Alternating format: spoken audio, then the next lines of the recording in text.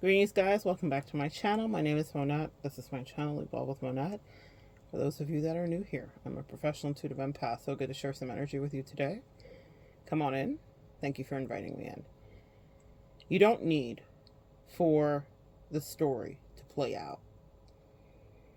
Today, we're going to talk about something that will save you a lot of time and energy, which is if you lean in to your intuition and what your angels are telling thee, and you pay attention to the treachery that is afoot and what you sense and how you can tell that things are going squirrely. This could be in your job, whether you're in corporate America, you're at a mom and pop, but something's going left.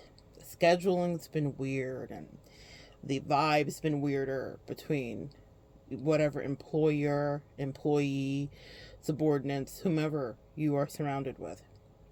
And you're like, this is just off. Pay attention to it. Pay attention to your intuition. Pay attention to that intuitive nudge. Pay attention to the fact that your angels are telling you that this is not the time to be stubborn. This is the time that you may want to budge.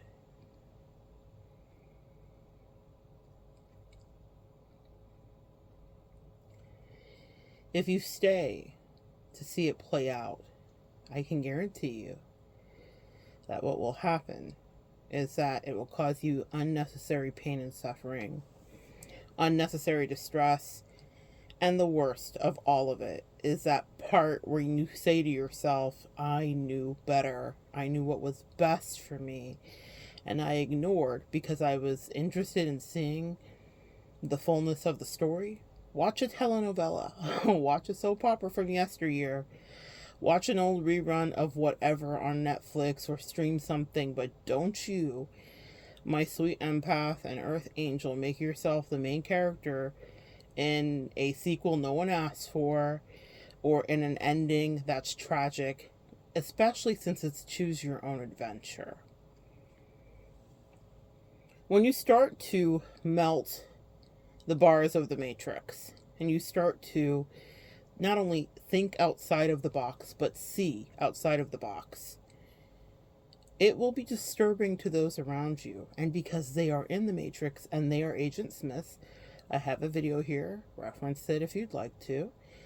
Agent Smith is on the thumbnail, so if you know the movie, then you know what Agent Smith looks like. But the Agent Smiths of your life do not want you to break out of the matrix, and they are on assignment. Whether it's by principalities or evil spirits or their own thought forms, whatever archon energy, deity, demon, you name it, they're on assignment. And how dare you reclaim your independence and break free of whatever program that you guys had once been in. It's not to say that the job didn't serve you for a while. It's not to say that the friendship didn't serve you for a while. It's not to say that the relationship didn't serve you and whomever else for a while too. But pay attention to the intuitive nudge when the universe is telling you that you have something else to do.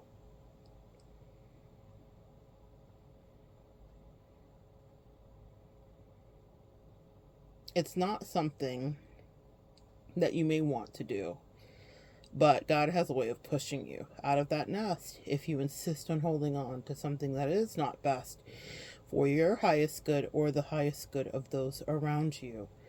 Sometimes, empath and earth angel, you're dispatched in to teach a lesson that you will not be partaking in contrition. You will not be going along to get along. You may be one of the first people in someone's lives that shifts that paradigm and says, I actually do not acquiesce. I do not agree, and I'm not going to kowtow to your bully, whomever that may be. Sometimes a bully in your life may be parental. Sometimes a bully in your life may be an employer. Sometimes it might be a best friend. Sometimes it may be an old fling, an ex, you name it. But they want dibs on what's next for your life, and so they do not want you to reclaim it, nor do they want you to set yourself free or break free from whatever they feel is the right destiny for thee. You don't need to stay to see how the story plays out. Many times in my life I have been saved, and I get visuals, and very much that's so Raven. And it's disturbed a lot of the people that I've been around, because who the hell do I think I am?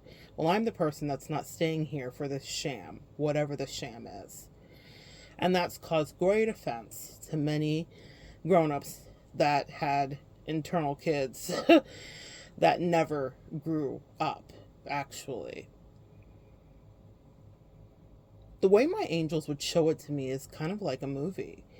Maybe a movie where some mafioso guy setting off a car bomb, but somehow the protagonist or the main character gets tipped off, and instead of blowing up in the car bomb, I'm channeling specifically Casino with Sam Rothstein, and instead of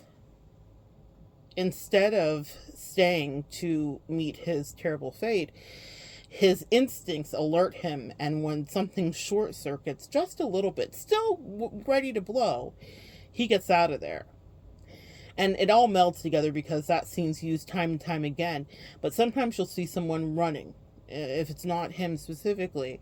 And that movie, particularly, you might see someone running from the car bomb. Well, that's exactly how my angels will show me when something is trying to get the best of me. It's literally an explosion, and they'll show it to me, and they'll show me running. It's like a premonition just before the flames get to me. Sometimes they're so close it singes the hairs on my body, but it does not engulf and consume me. And it doesn't engulf and consume me because I pay attention to my intuition, and I have no interest in seeing the rest of the story. I already know how it's going to play out. I already know how those people are going to turn on me. I already know how ugly they can be. I already know the dregs of humanity. People may question the way that you move, empath, in your hermit states and in your aloneness.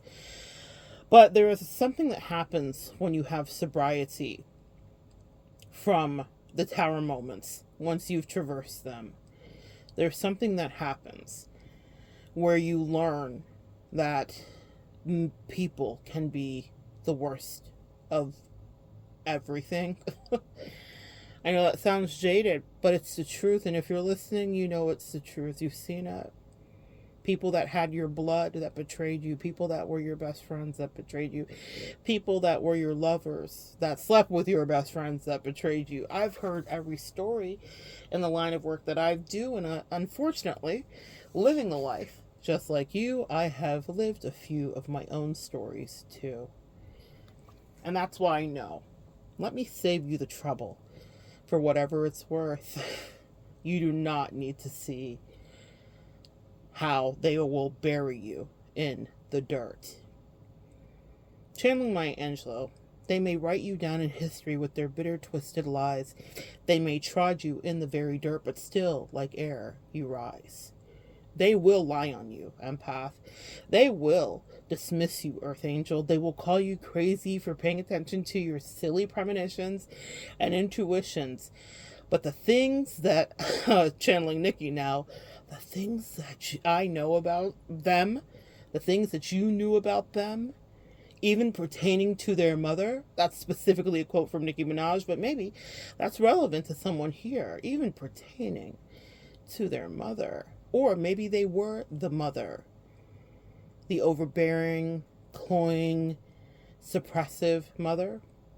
I have a video coming up shortly about depressive persons, and not in the Scientology form, but in the way that they show up in our lives and try to convince us that their way is the norm.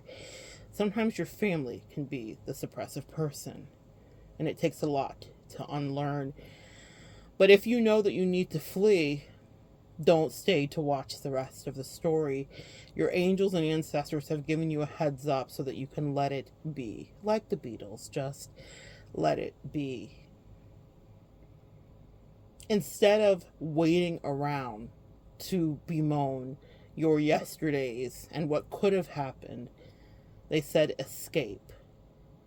Create your own strawberry fields forever and escape into your own new reality. Since that song specifically had to do with LSD, I want you to create your own lucid state of dreaming of a new reality.